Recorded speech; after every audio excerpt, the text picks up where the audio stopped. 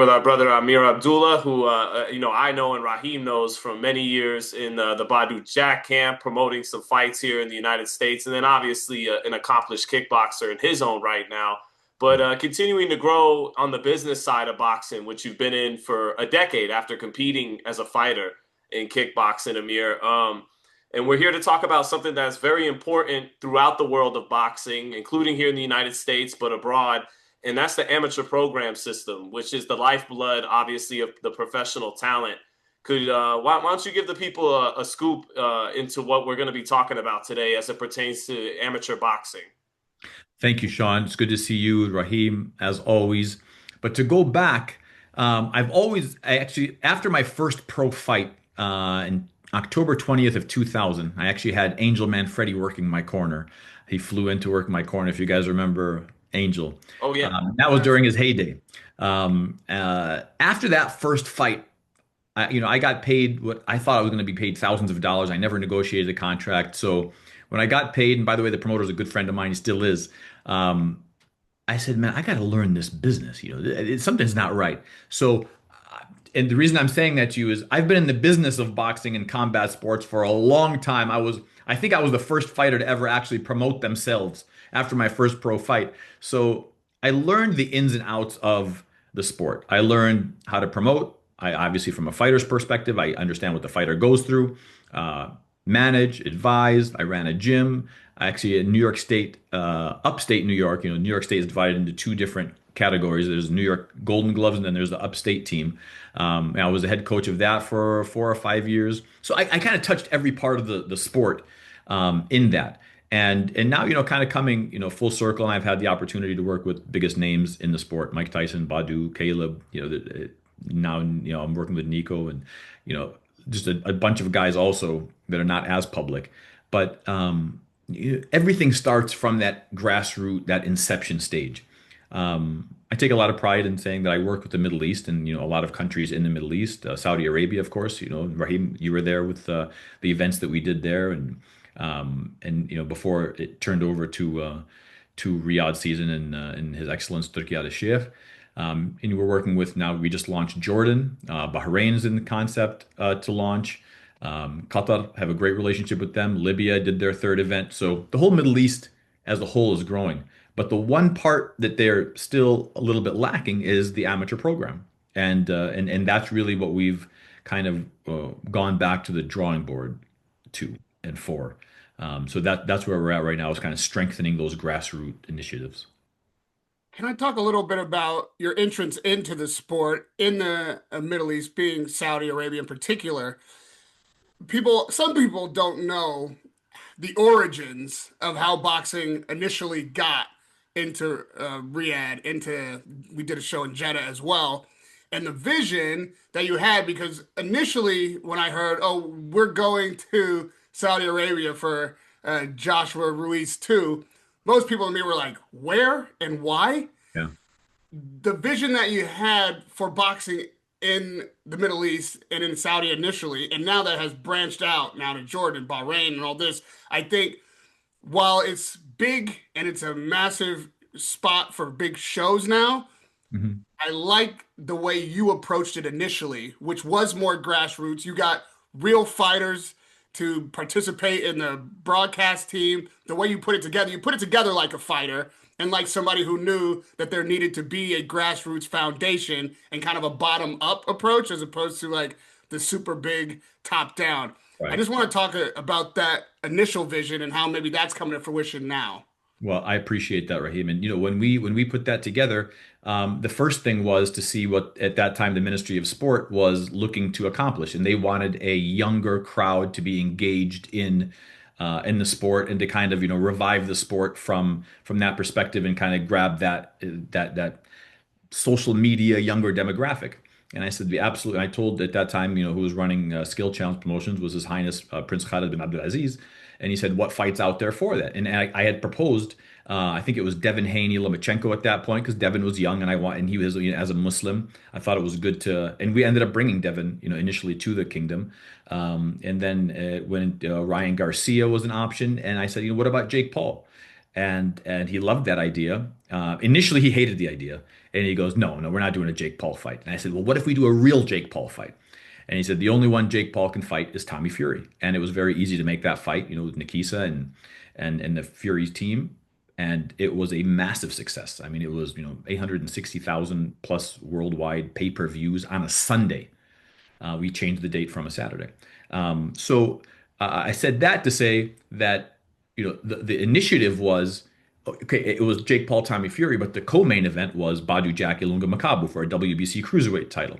And what we wanted to do was introduce the fun part of boxing, which Jake does move the needle, regardless of you love him or you hate him. Jake moves the needle, and he does command a media presence.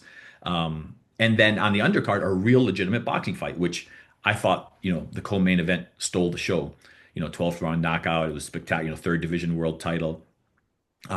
Muslim winning in a Muslim country. It just had a lot of the elements. Everything got lined up the right way. So what we wanted to do was, start that kind of endeavor and that kind of movement. We were talking about, which now is the Mike Tyson Boxing Club, is putting in a gym or a series of gyms that could help move the sport. And not necessarily just from people getting punched in the face, right? More of a fitness move, more of, part of the vision of 2030 was, that the public sector would be involved in sporting and health and fitness. And that's the initiative that we put together. And actually, when I sat with His Excellence's team, when I sat with Dr. Rakan and his team, that was what I laid out, is that it was going to actually be a grassroots initiative from the bottom up and growing forward. And that's why our first fighter that we signed was a Saudi national, and Ziad Al Mayouf, Zizo, who's now, fighting with the Riyadh season, and it's great for the country. But yeah, it has to always start from the bases, and then you add on to it. Now, you start from the top and go down. It's nice, it works, but you still always need that foundation. You always need that base. And I believe that's what they're, starting to get built, and that's what we're definitely building in the other countries. What kind of when you look at when a fighter of Yemenis descent, like Prince Nassim Hamed, or guys Pakistani descent, like Hamza Shiraz, Amir Khan, and you could help me with this, Amir. Is that also Adam Azim? Does that apply to him too? Was that his ethnic background too? Yeah, I think Adam Azim is Pakistani, Yeah. Hmm. London based. Yeah, but look, I'll say this to you as a Muslim and as an Arab. We love Muslim champions, right? Muhammad Ali was such a name in the Middle East because he was a black Muslim that was proud of his religion. And it's very easy to discuss the negatives about Islam or Muslims, and I don't want to get it political, but it's very easy to kind of shine that the movies always had the turban guy as the one blowing up everything. They always had it's very easy to depict Muslims and Arabs as the bad guys. So we always gravitated towards a Muslim hero. And Muhammad Ali was so big because he was exactly that.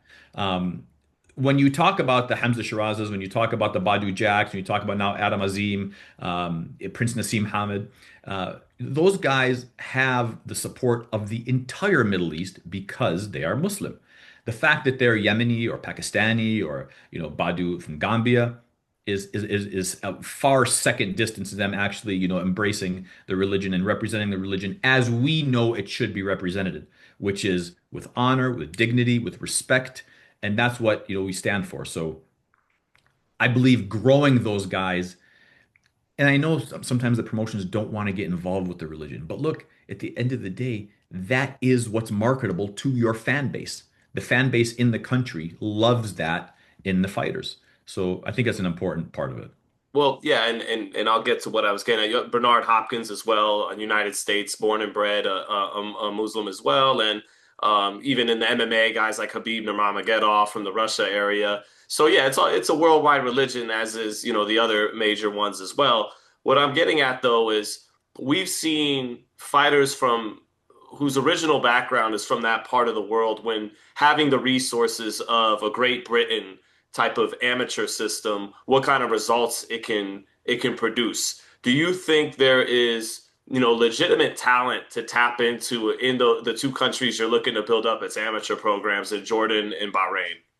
Great question, Sean. The answer is absolutely. If you look at the Asian games, I know we're far removed from it because in the US circuit, we don't really aspire to the Asians part of it. But the Asian games, the guys that place there are guys from Jordan. Now, Jordan is different than Bahrain. It's different from Qatar. It's even different than Libya and all the other ones because they've started a little bit earlier and their history of boxing is a lot more. What they've lacked is the resources. They've always lacked the kind of resources and infrastructure like USA boxing. I mean, I know that there's a lot of debate about USA Yeah, boxing, yeah. you know, It's got its problems too, but with Great Britain and all of that, they have the resources, the funding, the platform, the infrastructure to be able to build it. Jordan has these killers, these fighters that just don't have the platform. They're great fighters. And look, I mean, and I say this with all due respect and utmost respect to all the coaches, but also with resources, you can get better coaching, right? You can get elite level coaching that you bring in from another country, which they do. You bring in the Cubans and the guys that are building absolute animals, and you bring them into the country to raise the level of the talent. And that's what's happening now. But yes, do they have the talent? Absolutely, they do. In Along Jordan, with I'd say they will. Bahrain still needs it. They have a great kid, Jaden Price, who's actually from London originally, but he's fighting under the flag of Bahrain because he holds his camps there and they stay there and they have the residency there. But you have to grow an actual Bahrain national will take a little bit of time. The Jordanians already have that. a lot's been made of late of the atmosphere in Saudi, and I feel like we didn't really have that problem with Jake Paul and Tommy Fury because Jake Paul is such a crossover, such a media star that the kids there knew who he was. The WWE kind of being in the space at the same time all just worked fantastically well together. Now we have super fights, massive boxing superstars who really aren't or maybe just now starting to get some momentum crowd wise. So my curiosity about Jordan Bahrain as we build this amateur system is the environment there for, like you say, they have these killers in Jordan. Is the fandom there? Is the excitement there about the sport? And how does this amateur system either build that so that they can have shows regionally, or are we building fighters to take them international? Fair question. Jordan has always had the combat sports scene in Jordan, whether it's kickboxing. I was on the very first national team in '95 after I graduated high school. I went there. From that time to now, they always have a strong fan base for combat sports. It's funny, and you said it when we went to the Jake Paul fight, the crowd was a younger crowd. They loved the fight. They were already, and that's why we targeted that, is to kind of build it and, for lack of a better term, to educate the fans that aren't part of combat sports that are now going to these events. And when there's a knockout, it's a very blank, where we're used to, guys heckling fighters, going crazy in the background, in London, they're singing the songs, it's, they have to educate kind of how to get into a fight scene. No, Jordan absolutely has that. The nice thing about Bahrain and Qatar is the majority of their residents are expats, are people from outside of the country, so they're already kind of keen to that. But Jordan's going to be a very interesting one. There's a lot of national pride, and they love to get behind their boxers. If you remember the MMA promotion that Zaid Mirza started called Desert Force in Jordan, they were carried by NBC Sport. It was exactly like you were in Vegas. I went to Amman and I was like, damn, like it was. He invited me to a couple of his shows. It was like Vegas in the Middle East. Now, Sean is the best boxing scout I know. He's the one who puts me on to everybody well before anybody else knows who to be looking at. For guys that are in depth like Sean, which might just be one, but boxing fans who want to know who's like the next guy up or who's on the cusp, how do we find that talent inside these new countries and these new systems? And is there anybody that you think is already showing a little shine? I've had a relationship with a lot of these guys because I was in Jordan for a couple of years, like I said, and I go back and I visit my family, every couple of years also. So intertwined with the federation and whatnot. Now there's a new prince that's running the federation is very eager, and we'll talk about that. But you won't find him because you don't cover Asian boxing. You don't cover anything there. They don't really have much of a media outlet, so you won't find him. They are going to be those gems. Like, how do you find a Filipino superstar like Manny Pacquiao? They got to gravitate outside of that element, outside of that infrastructure that they're in, and it's very difficult to do it because there's no resources to be able to promote them. So the answer is you won't unless they are on a different kind of a platform or unless they're in a tournament that's, globally not even globally, but globally covered, which, we don't see that.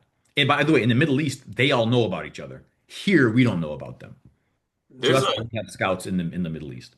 there was concerns that we'd even get the 2028 Olympics with boxing in Los Angeles, and there's still some concerns going forward. Do you think, though, it's a lot of political theater, or ultimately, is there actually something to worry about long-term boxing remaining in the Olympics in the amateurs? I got to be careful how I answer this. And, boxing is so political and you have to just be careful how you do it. I Yep. think it's great that Gennady Golovkin is running everything. I think he's the guy to be able to assure everybody and reinforce what boxing standards should be. And because of that is why there's a strong bid for 28. And I don't know if it hasn't been made official yet, has it? I'd have to check again. I Yeah. apologize. But we got, I'm Boxing's assuming in, it will yeah, because yeah. USA Boxing still pushing through, and I know.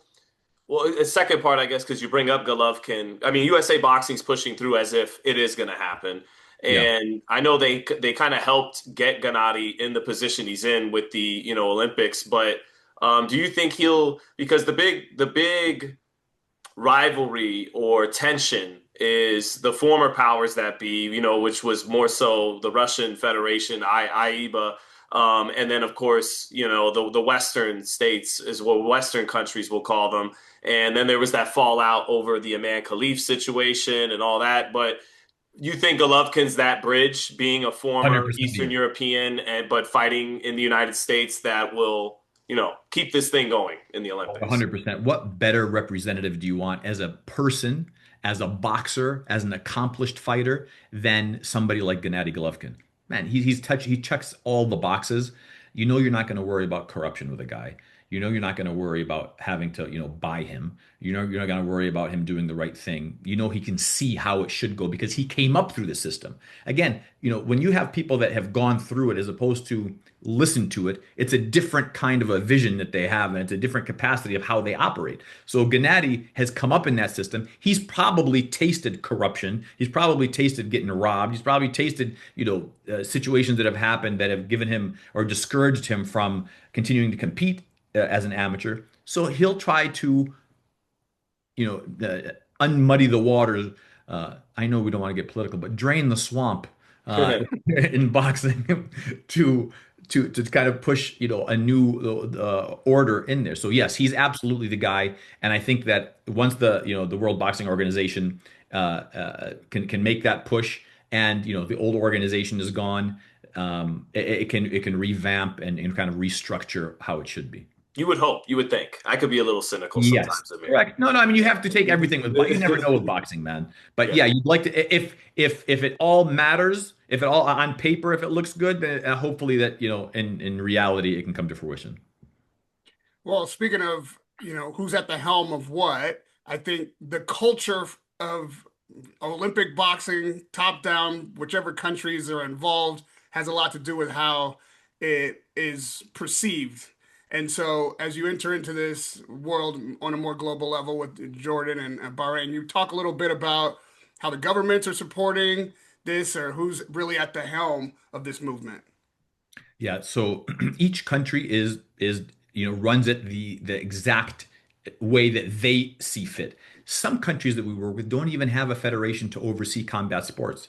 Some of them have one federation that oversees judo, karate, taekwondo, boxing, MMA, or not even MMA, grappling, jiu-jitsu. They it depends on how the country is structured. So Saudi Arabia, His Highness Abdulaziz bin Turki, the Ministry of Sport, very organized, have everything kind of depicted on who runs what, how it runs. Now the Boxing Federation is run by Turki Al Sheikh and his team. And that's been a recent move from the amateurs now gravitating outside of the Ministry of Sport under the General Entertainment Authority. So they'll run it that way and start running different tournaments and whatnot. And guys that make the national team, they'll get a salary, they'll get training expenses, whatever it may be. You go over to Jordan, the resources aren't as good.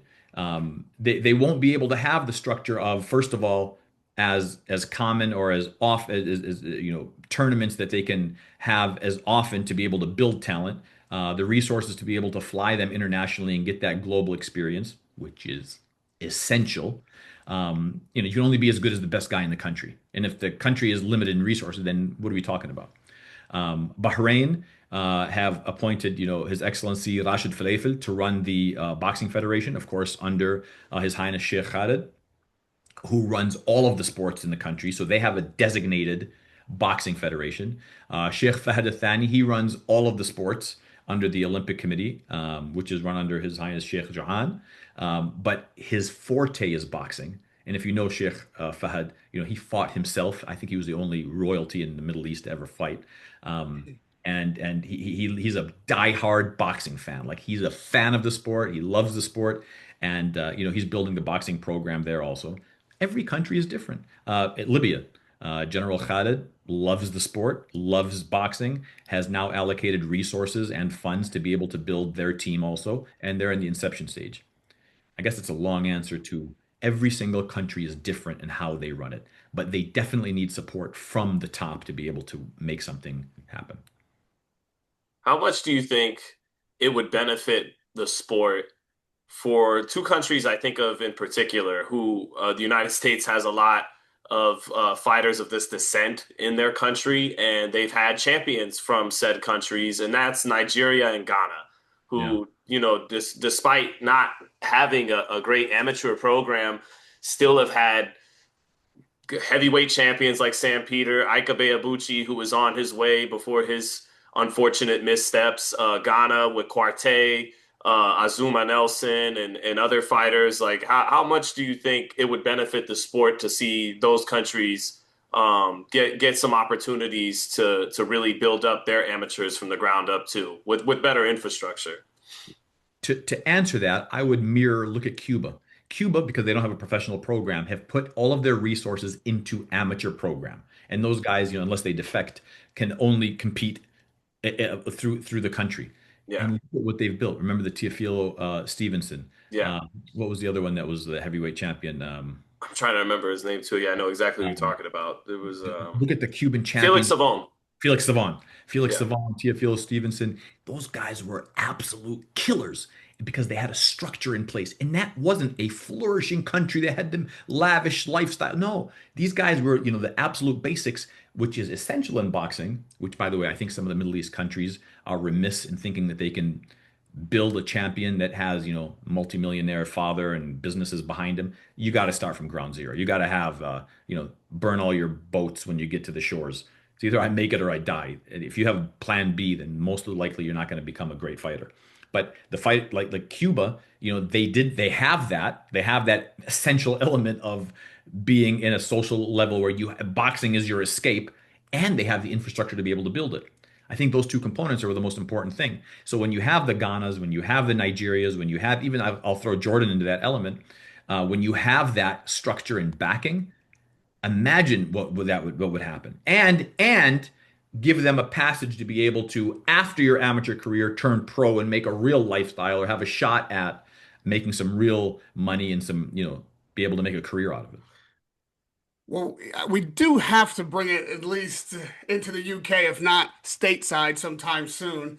I have a special relationship with the Misfits boxing of it all and the crossover. I mean, you put me at the helm of uh, Jake Paul and Tommy Fury. And to be fair, KSI and Logan Paul and DAZN put me at the helm of their first professional fight in Los Angeles.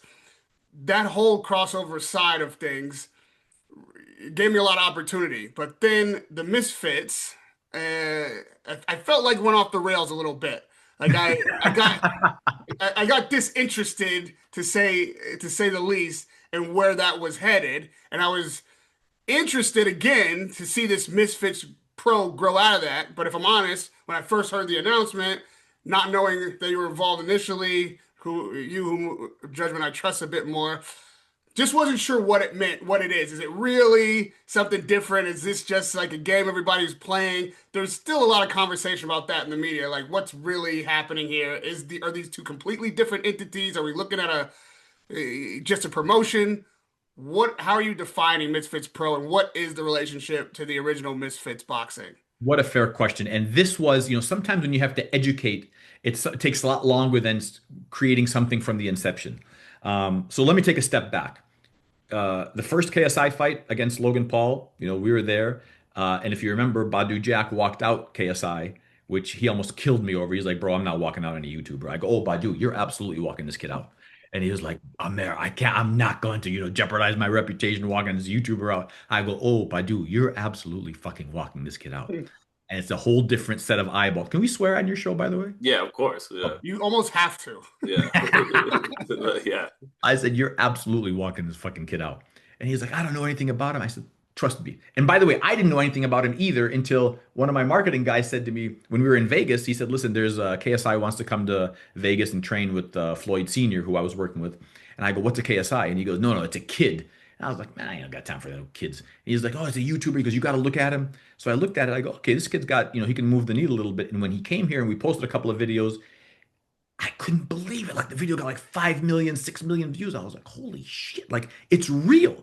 So when he went to Manchester and they fought, and Badou walked him out, and I said this story in a couple of interviews. Badou, after that, a few months later, I think a little time later, he fought Adonis Stevenson for the WBC cruiserweight title, or it was light heavyweight title at that A time. heavyweight, yeah.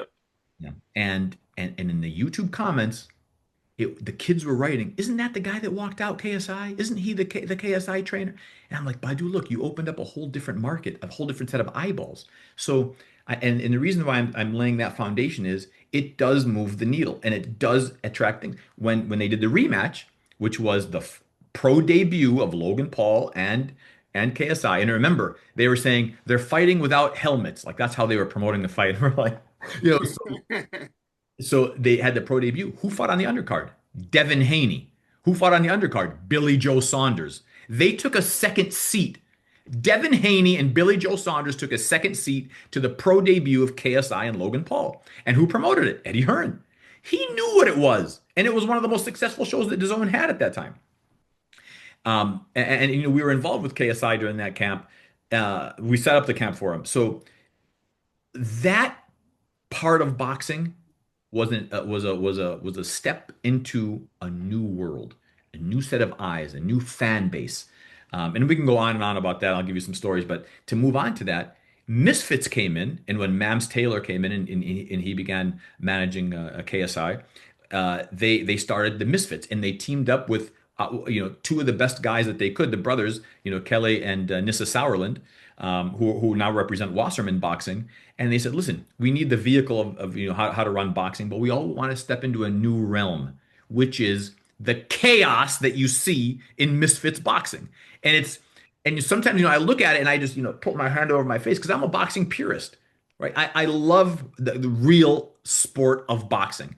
And I don't want to demean any of these guys or, talk down, but this might not be the real boxing, right? They're boxing, but it's not the real boxing. They demean themselves. You don't have to demean them, Amer. Go ahead. You see some of the press conferences, and Mams is a brother of mine. He's a personal friend of mine, and he's a partner of mine now. And I said to him, I said, listen, if we do this, because he wanted, him and I have been talking for a while about doing real boxing. And mind you, they have real boxers. So instead of calling them whatever let's call them crossover boxers or influencer boxers and boxers. So they have real guys. They have the Amir Andersons. They have the Jahan Ingrams. They have the Dynamite David Lopez's, Ty Mitchell.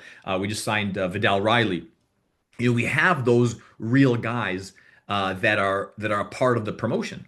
So because there wasn't an element where they could fight outside of that show, they were fighting on the Misfit shows. So you would see, the guys that are fighting, like this, and then you'd see Amir Anderson fighting. So it was, it was confusing to the fan. Is Amir Anderson now, an influencer boxer? Ashton Sylvie also, who just got signed. Is Ashton Sylvie now, going into that world? Amado Vargas too, I believe, right? Amando's not signed. That was a separate promotion, right? It was no. Amando fought on the Misfits card, the last one in Dubai, but he's not signed to the promotion. Got it. Yeah. It kind of confuses the public. So when I talked to Mams, I said, look, if we are going to do the professional scene, the public separation is important. So we need to pick out the pros, start a separate pro promotion where the influencers, it has the space and it does great. And for a certain fan base, they want that.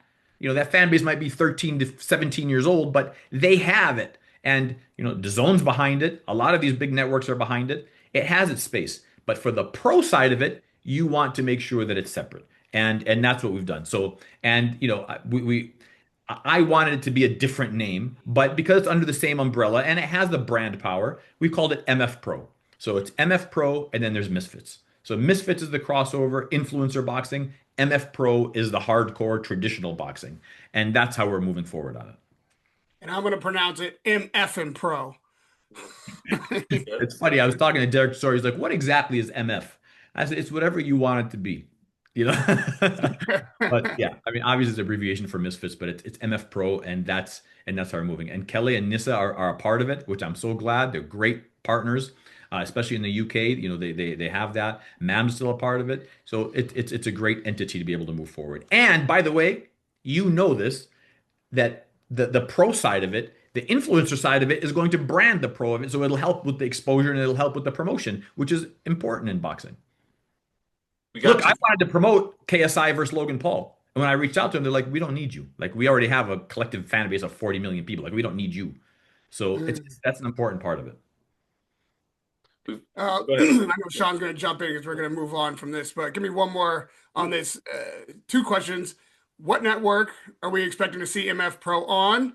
And you just talked about, being a matchmaker. You named some of the fighters that you have. Probably not enough fighters to fight all in-house, which nobody wants anyway. So are you expecting to work with other promoters and put fights on with MF Pro fighters? What's those relationships looking like? Absolutely. I'm not trying to create my own UBO. If that's the question, I absolutely am not trying to create that. What I am trying to do is work with every single promoter. And look, it's the traditional boxing sense, right? We are going to fight over fighters. We are going to fight over dates and venues and networks, but that's what boxing is. Like, let's appreciate what it is. Boxing is in the words of the great Frank Stia of Top Rank, boxing is a big insane asylum where everybody's trying to convince each other they're not crazy, right? So we're all in here trying to go to grab a part of something to use a vehicle and move forward. And you see, a lot of promoters bicker over each other, but then they come together and they make great fights. So as long as there's not that, for lack of a better example, Mayweather Pacquiao situation that's going to take 7 years for a great fight to come to fruition because of egos and rights and all of that, then it's going to be a phenomenal enterprise. And again, yes, the answer is we absolutely will work with every single promoter. I look forward to it. I think I have a good relationship with everybody. Maybe certain people don't like certain things, but it's never because we shorted them or did anything wrong. It's maybe just because some other political factors. But we have a great relationship with everybody, and yeah, it's about that. Are we going to grow the roster? Of course we are. Once we're just still in the inception phase. We've got an announcement that we're going to make here in the next couple of days. It will be a massive fight, and hopefully that'll open the doors for great fighter signings. More revenue. At the end of the day, what do you need? You need revenue and you need exposure. That's what boxing is. Aside from the timing, which is going to be the gas that kind of steers the vehicle. And as far as networks, we're talking to 3 or 4 major guys, and whatever deal makes the most sense for everybody, that's the one that we'll take. Frank Stea is a great man. I agree, but Frank's the best. Love Frank, Frankie. But with you mentioned that you're not looking to make your own UBO. Well, judging by the talks going on in Washington as we speak, it sounds like you would have the opportunity to do so because some of the Democrats who opposed, Dana and Ari Emanuel and their TKO bill, they made them drag their feet on it. They slowed them down, but ultimately have proposed what I think are some slight changes to it. Fighters can't Elon Omar proposed you can't have these guys in a contract with the UBO longer than 6 years, which is a really long time. 6 years? 6 years, yep. Yeah, which I think you inform. Well, anyway, you can't have it longer than 6 years, which is double the previous length of what the Ali Act would allow. And if a fighter can't get a fight for 6 months, they would get a $2,000 allowance. Although there would even be some provisions to that, it wouldn't just be 100%. conclusion that you would get that $2,000 allowance if you don't get your fight in 6 months. What I'm asking you, Amer, is as a guy who's been business minded about this ever since the 1990s when you were a pro and has worked with a lot of the different promoters, managed fighters. And to be fair to TKO, the money isn't terrible out of the gates. Guys like Julian Rodriguez and some of these other guys are getting in the early six figures. You know, Raul Curiel just made 200 grand on a Golden Boy card, and he's a fringe top 10, welterweight who missed weight, by the way, and still got his purse. But what I wonder is long term, is this a honeymoon phase even at that? Because they still have competition. And as of those first payouts, that amendment to the Ali Act was not passed yet. Long term, if their competition starts to get phased out, which is kind of happening, and once that act is amended, how would you be feeling about that as a fighter who's smart enough to think about the implications of all of this? Have I made a stink over nothing, or is there long-term legitimate concerns with what's going on? Wow. Okay. So there's a lot of different elements to that question. So first of all, to go backwards to it, the bill will get passed. There's too much power, political power to keep it from getting passed. But the bill in itself, so we're clear, doesn't take away from the current Muhammad Ali Act. It just allows the UBO to act under a new policy. And that new policy, which is the Reform Act, the old Ali Act caps you at 3 years for a management contract or a promotional contract. The old Ali Act allows the fighter to be able to see all of the money that comes in, what he gets, what the percentages are that go out. It puts the fighter in control. I'm not aware. So the attorney's calling. Right, Section 7, I believe it was in the original. They're already calling you, bro. No, they're already calling. They're already trying to shut it down. So the new Ali Act, you're saying 6 years, so that's already double of what the old Ali Act is. And it'll allow them to be able to, operate in whatever capacity they feel fit for their business model. Now, as a fighter, I have an option. I can either go this way or I can go this way. So it's not saying to you, listen, you're handcuffed and you can't go into the old Ali. No, you can. And you'll deal with the traditional, 6 or 7 powerhouses in boxing, the promotional companies. And I believe in boxing, it's like being in prison. You got to be affiliated with a gang or you're going to get killed. And you have to affiliate yourself with one of these promoters that's going to be able to move you through. Where with the UBO, you signed to one promoter and now you're locked in, like you're saying, for 6 years. A fighter that's 19 years old that, gets locked up until he's, 19 is even early. If he's 21, 22, 23, that means you're signing your career to this promotion. If it makes sense for him financially, great. I would think that maybe this is a great choice for the non-Terrence Crawfords. I would say the non-Usyks, but there's word of Usyk even signing with them. To maybe they need a vehicle like Opetaya and Usyk to be able to drive this and to attract the other guys, which is a genius move. And they have the right guys in position. Nick Khan is a genius in what he does.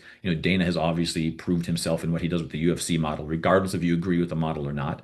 And the most important part of this is, like I said, it's one of those two things that you need, and they have the backing of the Public Investment Fund in Saudi to be able to push this thing forward. So I think that they're going to have a runway of 3 to 5 years to take a shot at this. And if they do it right, it will be successful. If they do it right and the promoters can't get their shit together on the traditional side of boxing and they keep fighting over the way that they do and all of these other things, it could be problematic. And this could be a resurgence. But you still have to re-educate people on this. Like, what does a Zuffa belt mean compared to a WBC belt that Ali wore, that Tyson wore, that Holyfield wore, that, the history of the WBA? Will a Zuffa belt mean that much? And maybe people will be like, I don't give a shit. As long as the money's good and the publicity is good, then it is what it is. Will fighters be able to make sponsorship money the way that they do in boxing? I don't know. I see some of the headlines about the Public Investment Fund, which obviously is going to have a vast amount of wealth, but is hemorrhaging from some reports I've seen, billions of dollars in some of their different ventures combined, whether it's boxing, whether it's the Live Golf, whether it's their soccer expenditures. What do you think is the chances that they pull someone like Turkey Al-Sheikh's funding in 5 years, however many long, how much longer do you think they will sustain their investment into boxing? And if they don't sustain it, does that play long term into TKO's hands if all the current promoters have hitched their wagon to Turkey Al-Sheikh and the Public Investment Fund? And if that gets pulled from them, does that lessen the options for fighters coming up long term? Great question. So a country that spends billions of dollars on projects, but its annual revenues are $1.5 trillion a year that they can spend on that. It's really a drop in the bucket. And if they can make an impact like they have with golf and like how they're doing in boxing and some of the other aspirations that they have, they're willing to do that. The kingdom in itself, and I want to really separate this, and I think I would be mistaken if I didn't do this, and especially for myself as a Muslim, as a proud Arab. The Kingdom of Saudi Arabia is one of the most beautiful places that you can go. Chisora, the ugliest guy that you can imagine, big, burly, black guy walking in the streets of Saudi Arabia, they welcome him into their homes. And the reason that I say that is the conception of big black guys like, oh my God, he's going to beat me up, he's going to yell at me, he's going to this. They welcome him. And Derek's like, bro, some guy just welcomed me into his house and he offered me all this tea and all this stuff. I go, Derek, that's hospitality, the Saudi Arabian and Arab hospitality. They host you for 3 days. If you wanted to stay at their house, they would host you for 3 days. Raheem, you were there. Ask anybody. Ask their wives when they go there if they're limited to what they're doing. Ask, the guys, how they're treated amongst the people. So, and the reason why I'm saying that is I hear and I see the comments of, oh, Saudi Arabia this, Saudi Arabia that. And sometimes the depiction of that is different than what the reality is. And the reality is go there and try it. Go there and attend, Riyadh season. Go there and attend, the everything that they have on the boulevard and everything that they're doing, even with the old part of the city. The culture is a beautiful culture, and it's not really indicative or representative of sometimes what you see in the mainstream. Having said that, a lot of boxing people are pissed off that and I've seen the terms of the Trojan horse coming in and him bringing in Dana and him funding Dana. We started with the beautiful events, even though it started with Nagano Fury in October of 23, it gravitated to Usyk Fury, and you got two of them, and you've got some of the best fights that have been made are because Riyadh season. And I said this before, the New York City card should have been an amazing card. It was a flop because the fighters failed to perform the way that they should have performed for that kind of a magnitude of an event. So, with boxing, timing and funding, and of course, the network is everything, and they have that checked. So what's going to happen moving forward is, well, what happened was you have all these events, all the hype, everything, and then whether it's they look at the financial list and they look at their P&Ls and say, holy shit, we're losing hundreds of millions of dollars on this stuff. Or they say, we've done what we've needed to do and now we move on. That's outside of my, realm of be able to touch on that. They'll say, listen, we're going to bring in something new. And that something new is something that has the boxing world up in arms. You're bringing in, I believe the greatest promoter in the world in what Dana White has done with the UFC. Again, his business model is his business model, but what he's done, you can't take away from him. He's built this amazing machine of the UFC. And by the way, that machine of the UFC is where Nikisa Bedarian came from, and that's why he's able to run MVP that way because he's seen what the UFC model does. And they now have cultured a UBO to be able to compete with the boxing that we loved and that you brought in. So now boxing fans are, all going crazy. Like, did we bring in a Trojan horse? Is he good for boxing? And you start seeing a lot more. Look, even you guys, media outlets, you see a lot more fans speak out against what's happening, as opposed to everybody was just, as you alluded to, a honeymoon phase initially. I hope that answered all the questions. Oh, for sure. Well, I think your heart out is here, brother. You have a lot of things you got to get to. Yeah, no problem. You got a lot of things to get to, Amer. Raheem, go ahead. Help wrap us up. Because being a fighter yourself, I can't let us get off of this topic without you having an assessment of what we see coming in with Zuffa, what we know the four-belt era, which is far from perfect, but what it offers the fighter, and which system let's give each system its best operating ability. Which one do you think is better for the fighter to participate in? I'm just hearing about 6 years. 6 years is a long time. 6 years without an out is a long time. I like, when we were doing, with Saudi, I wouldn't offer long-term contracts. I would do two fight deals. I think that keeps the promoters honest. And as a promoter, that works again. I would love to lock somebody up for 6 years. But I think you do, but I think when you build a UBO, it's also a different structure and it's a different model than, what you're used to in the traditional boxing sense.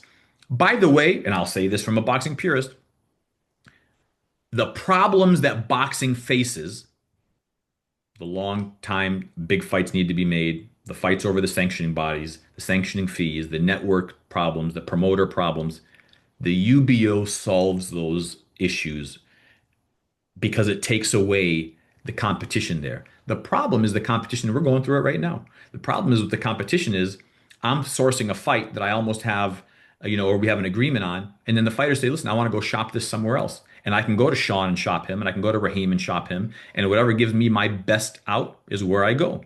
The UBO on the other side does not do that. You take it or you leave it. So the fighter really has to, and you have to be educated in that sense, and have a team around you that can, leverage the two. Are we going to shop around to see what the best rate is, or do we just lock in and just kind of take that pay scale of what they're offering? See, Everybody will have to. that's a money conversation. One of the debates is how much do these belts matter to the fighters in regards to just an accolade they want to win because their favorite fighter growing up won it. How much weight does it carry to be an undisputed champion? And if you're taking Usyk and putting it in this UBO, if you take Apataya, put it in the UBO, well, those are clearly the champions of their division, regardless whether they have all the belts or one of them. Those are the guys to beat in those divisions. Those are the real champions. And if you want to call the other guys belt holders, then you can really. So, given that dynamic, is a fighter of this era looking to continue in the four belt system, knowing that the guy to beat is no longer accessible, or do you leave behind that nostalgia and that tradition, and you want to go fight the man so you can be the real champion? Or, or a hybrid model. You bring your Jai Opatayas and your Usyks who are title holders. Opataya is unified, Usyk is undisputed, which have the respect, the recognition, and the track record from the boxing fans that these are traditional guys. You bring them into the new league, and then they fight for a Zuffa title. Now the Zuffa title becomes another conversation in that conversation. It becomes another title that, oh, and he holds the Zuffa. Oh, so the Zuffa, I want the Zuffa too. It's a genius move. It's a genius move to bring these guys. Look, and Opataya isn't paid a ton of money. It's a great move for them to bring him in, and to use a unified champion to be able to. He'll be the Zuffa champion, and then all the other cruiserweights will just follow. I mean, in I don't want boxing, to get too far in the weeds here, but wouldn't they end up being stripped of these sanctioning body belts? I can't imagine, and from what I've seen and I've heard and I've had conversations, is the sanctioning bodies aren't happy about this. I mean, their business, their lifeline is the 6% fee and the promoter fee. I mean, look, let's just talk the business of boxing. That's their lifeline. They don't get any other, they don't care about the gate, they don't care about the pay-per-view. What they care about is your purse is X amount, we make X percentage from it, and the promoter pays us X amount. That's how we live. So when someone comes in and says, "Oh, by the way, I don't need your belt anymore," you're also saying, "I don't need your business anymore, and I'm going to corrupt your business." So yeah, it absolutely is going to have these guys fight this new entity. But the new entity, if it represents the champion, then as a standalone promoter, and maybe this is a new TKO will become the new promoter. I don't know how they're going to model this, but if TKO becomes the promoter, then Opataya will have to defend his WBA title. He'll have to defend his WBO title. They'll have to deal with the promoters, or the sanctioning bodies, and that'll be very interesting to see. Yeah, what do you think about that, Sean? Oh, well, yeah, he has well, I think they could just play ball for a short time until these sanctioning bodies lose relevancy, and then they can eventually do away with them. But in the short term, they may have. I think Opataya, who's the IBF champion, it's Zerto who will be defending the WBA and WBO titles against Benavidez. And I said the same thing, Amir, that getting Opataya, the real play would be to get Benavidez. to have to follow him and fight for that lineal title on their platform. But I think in the short term, because Opetai's management has already said, you know, they believe that Zuffa would make an exception for him to still parade around his lineal or his IBF title alongside the ring belt, and then potentially fighting for a Zuffa belt.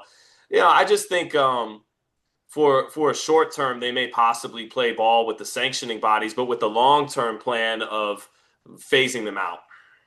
Oh, listen, in order for the UBO to work, you'd have to get rid of the old traditional boxing. Yeah. And to get rid of the old traditional boxing, the low-hanging fruit is get rid of the sanctioning bodies. I mean, the four major ones. Ring's not going to go anything because Ring's going to work with TKO, but it'll be the BA, BC, IBF, and WBO. You know, you're going to have to get rid of those guys, and that's exactly how you do it. Is you bring in champions from them, you give them a Zuffa belt or this new UBO belt, and you parade them as this is the champion, and it gravitates over to it. It's a genius business move. It's just the traditional boxing guys. Will the traditional boxing fan base be accepting to this? Time will tell.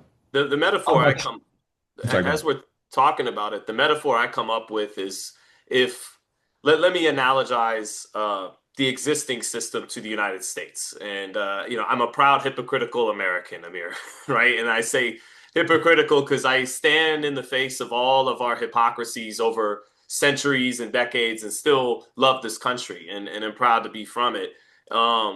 It's like saying all the freedoms in place we have, freedom of speech and all this stuff, it leads to Cardi B shaking her ass in front of kids. It leads to this, for example, these freedoms can be weaponized and turned into some very ugly things. When you give human beings the freedom, and that's a whole other discussion, how free or not free things truly are and all that. But essentially, when you give human beings all these choices and all these freedoms, sometimes they don't make very good ones. And sometimes they don't use said freedom for very good ideas. And when you give boxing all these fighters all these freedoms, sometimes it winds up being a Mayweather-Pacquiao situation. Sometimes the promoters don't act in the best interest of the sport itself, and et cetera. But what you got to worry about is when a solution comes along that says, well, we got to do away with all of that now and lock it down and turn it into something else.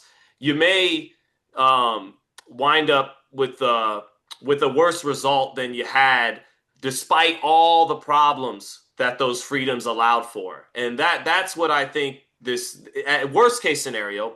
Best case scenario is TKO eventually has to say, you know what, if we really want to be the NFL and the NBA, we're going to have to give the same kind of 48 to 50% pay scale. We're not going to be able to pull what we pulled that got us sued all these times in UFC antitrust suits. We're going to have to, adapt and change with a more healthy, fair, we would say, business model for everyone involved. But the worst case scenario is that even if it reaches mainstream heights like the UFC, that the same kind of problems that accompany the UFC and the same kind of corporate soul sucking that can come along with the proliferation and commercialization of something like they're probably going to pull off can happen. So these next few years will be very interesting. Exactly. It can happen. And what you're going to need to make sure of, what they're going to need to make sure of is that their resources don't run out. So if they have a runway of 3 to 5 years and they have these fighters locked in for 6 years, then they've got that part checked. And it really won't matter if they've got the funding secured. And we've only got 5 minutes left, so I'll leave you to answer this final question unless Sean has anything else. Overall, the USA seems to be up for grabs when it comes to boxing. I think that's part of what Zuffa sees as an opportunity to step in. There are other promotions, even the British promoters, who really haven't made the U.S. market their home, but are looking to get in. What do you see as a promoter? What is your assessment of what the condition of boxing in America is right now? And where does MF Pro fit into that fight? Are you guys coming for American turf as well? Well, we absolutely, the U.S. is absolutely a playing ground, and there's so many great fighters that are, on the U.S. scene that I believe have a ton of potential to be able to move. But yeah, U.S. boxing, look, even UK boxing, the whole state of boxing, it was really in, I don't want to say a terrible place, but it was in a very dangerous place before Riyadh season came in, or before that, before uh, the skill challenge was a part of that, the Saudi movement. So they came in, infused a ton of cash into there, gave people a new lifeline. The zone became empowered, became funded even more than it was, partnered with them, and it kind of breathed a second life into this.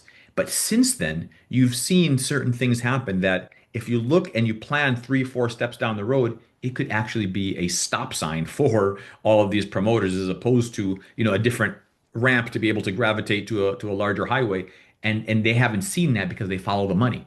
So when you start getting, X amount of dollars per show, I hate to say you put your blinders on, but you do. I mean, there are promoters that are just following the money trail and not looking at what do steps 3, 4, and 5 look like. Here you are today now. Top Rank doesn't have a network deal. Golden Boy's in a heavy dispute with their top two guys. Um, PBC are on their last legs. Amazon is just a simple distribution deal, and these are three powerhouse. These are the three mainstream promoters in the United States.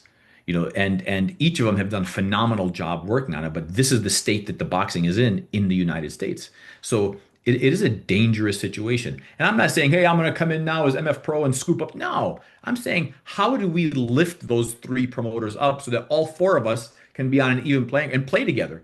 Let's create, let's bring boxing back to, its heyday of great fights, and not compete with each other, but work with each other. And sure, you know what? I might compete with you, Oscar, over a certain fighter. I might compete with you, Bob, over a certain fighter. That's okay. You get him. Let's just work on making a good fight down the road. And look at what PBC did when they had that investment. They did a great. They did something amazing. They had amazing fights, and you had Floyd's career piggybacked off of that, and all of these other superstars that got built. So I think what we need to do is save boxing together, collectively, and then move forward and compete, right? So let's help each other up and then go outside and fight each other. But we got to help each other up first. Like, let's give each other a fighting chance of being able to do this. And I had a conversation with Mike Tyson the other day, and I said, Mike, imagine if promoters weren't fighting over each other. Imagine if we weren't fighting over sanctioning bodies. Imagine if we weren't talking about the corruption and the chaos and all of that. He goes, I don't know what we'd do. That's just how we like it that way. We're actually content with the chaos. We're content with how boxing is structured right now. Um, but yeah, that's Everybody in the asylum trying to convince everybody each in the other that asylum. boxing Thanks is to you. crazy. Well said.